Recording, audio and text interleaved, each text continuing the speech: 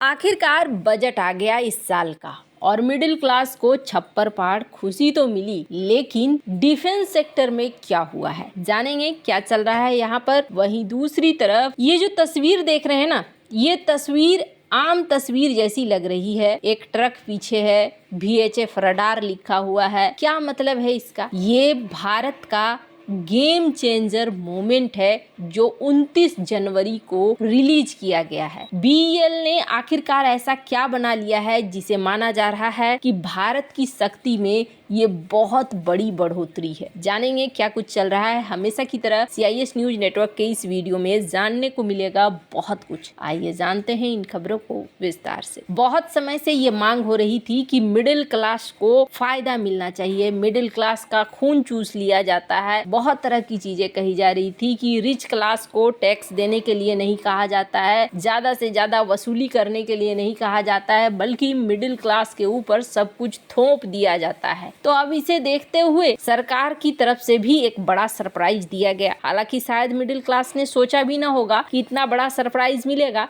बस पर सरप्राइज मिला है। आम बजट 2025 में आम आदमी को बड़ा सरप्राइज मिला। वित्त मंत्री निर्मला सीतारमण ने नए इनकम टैक्स स्लैब का ऐलान किया है। अब देश में 12 लाख रुपए की कमाई पर कोई इनकम टैक्स नहीं देना होगा। सरकार के इस फैसले ने सबको चौंका दिया है। बजट से पहले माना जा रहा था कि सरकार मिडिल क्लास को राहत दे सकती है, लेकिन ये नहीं सोचा था कि राहत इतनी बड़ी होगी। शनिवार को लोकसभा में वित्त मंत्री निर्मला सीतारमण ने आम बजट पेश किया और इस दौरान उन्होंने कई बड़े ऐलान किए। वित्त मंत्री ने कहा कि सरकार अगले सप्ताह नया इनकम टैक्स बिल लेकर आ रही है। इसके साथ मोदी सरकार ने मिडिल क्लास को राहत देते हुए इनकम टैक्स स्लैब में बड़ा बदलाव कर दिया, जिसमें ये भी देखने को मिल रहा है कि 12 लाख रुपए तक कमाई पर कोई इनकम टैक्स नहीं लगेगा और उसके बाद फिर टैक्स के स्लैब बांट दिए गए हैं। वैसे आपको बता दूं, इससे पहले 7 लाख की कमाई पर कोई टैक्स नहीं देना था। स्टैंडर्ड डिडक्शन को 75,000 रुपए ही रखा गया है। इस हिसाब से नए टैक्स रिजीम चुनने वालों को 12,75,000 तक कोई टैक्स नहीं देना होगा। इसके अलावा इनकम टैक्स रिटर्न को अब 4 साल तक भरने का विकल्प भी दिया गया है। इसके अलावा बजट में मध्यम वर्ग को कुछ और भी राहत दी गई है। पहले ही समझ में आ गया था कि मिडिल क्लास के लिए राहत दी जाएगी और आपको बता दूं, यहाँ पर 4 साल तक रिटर्न भरने की राहत दी गई है, यानी कि दोबारा रिटर्न यानी कि अपडेटेड रिटर्न भरा जा सकेगा।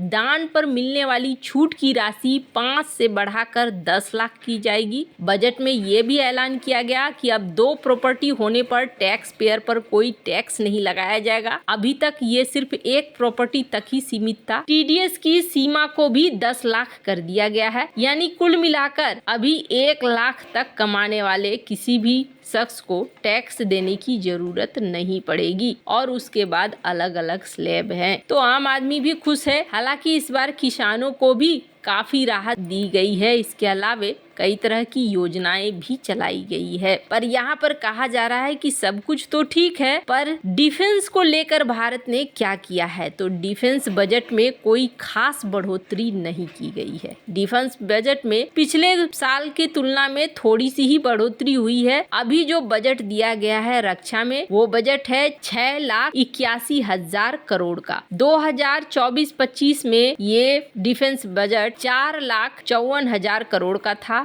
2013-14 में 2 लाख करोड़ का था और से पहले तो बहुत ही कम हुआ करता था। फिर भी कुछ बढ़ोतरी हुई है। चाइना के मुकाबले में डिफेंस का ये बजट कोई खास बजट नहीं है। टॉप पे अमेरिका का बजट रहता है, तो वहीं सेकंड नंबर पर चाइना का डिफेंस बजट रहता है 296 बिलियन डॉलर के साथ। वहीं अब बात करें भारत का रक्षा बजट, तो चीन के रक्षा बजट से 1/3 से भी कम है। तो ये भी सबसे बड़ी सच्चाई है कि भारत का इनकम का सोर्स भी बहुत कम है। अब जाकर भारत अपने इनकम के सोर्स को बढ़ा रहा है, तो ये चीजें हासिल होने में चाइना तक बराबरी हासिल होने में वक्त तो जरूर लगेगा, ये बात तो तय मानी जा रही है। पर डिफेंस बजट को लेकर अभी भी चर्चा चल रहा है कि अमेरिका और चाइना का हमसे कहीं ज्यादा डिफेंस बजट है। इसे मैनेज करना बहुत जरूरी है। कल की डेट में अगर अगर तैयार नहीं हुए तो परेशानी होगी। अब भारत का कुल रक्षा बजट पिछले साल की तुलना में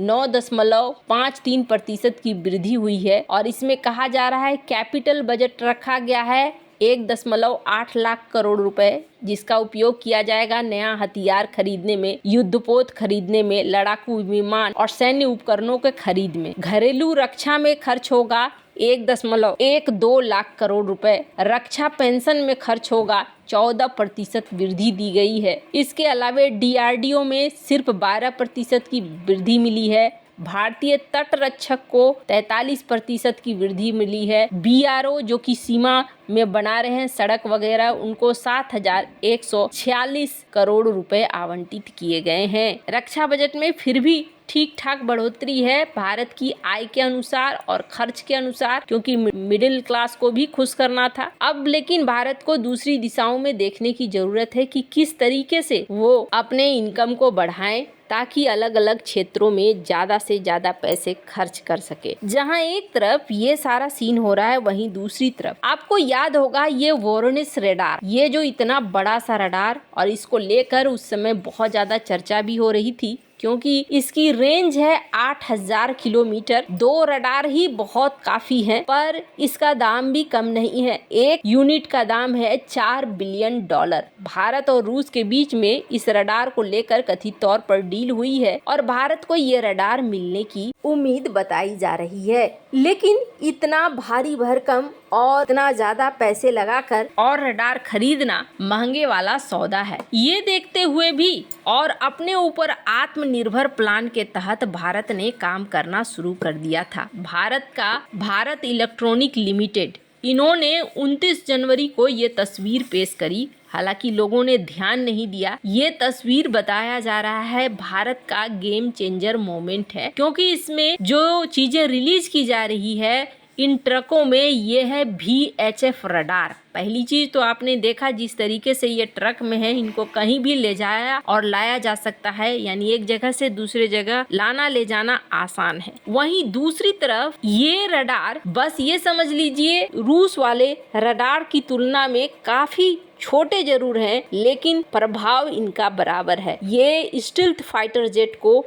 बहुत आसानी से डिटेक्ट कर लेते हैं, यानी कि अगर चाइना अपने J-35 या J-20 को इस्तेमाल करता है तो भारत को पता चल जाएगा। और यही चीज पाकिस्तान के केस में भी है। अगर पाकिस्तान चाइना के खरीदे गए इन फाइटर जेटों का इस्तेमाल करता है तो भारत के लिए इसे पकड़ना आसान होगा। तो फिर हम रूस से क्यों खरीद रहे हैं? क्योंकि रूस वाले की रेंज है 8,000 किलोमीटर और इसकी रेंज है 100 किलोमीटर। छोटे स्तर पर ही सही, लेकिन भारत का VHF रडार अब उस क्षमता को हासिल कर चुका है जिसमें स्टील्थ फाइटर जेट को पकड़ पाना आसान हो जाएगा। इसीलिए बताया जा रहा है कि ये गेम चेंजर है, और जब भारत ने छोटे लेवल पर इस सफलता को हासिल कर लिया है तो बड़े लेवल पर भी इस चीज को बनाना संभव हो जाएगा। वैसे आपको क्या लगता है इन सब मामले में? आपकी क्या राय है? कमेंट कर जरूर बताएं। जल्द मिलते हैं अगले वीडियो में नई खबर के साथ।